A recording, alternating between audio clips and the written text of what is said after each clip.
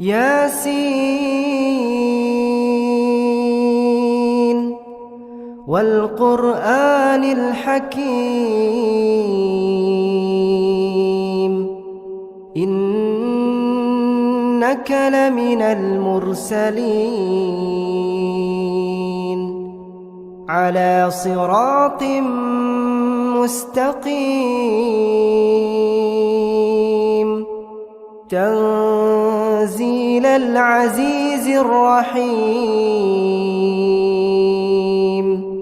لتنذر قوما ما أنذر آباؤهم فهم غافلون لقد حق القول على أكثرهم فهم لا يؤمنون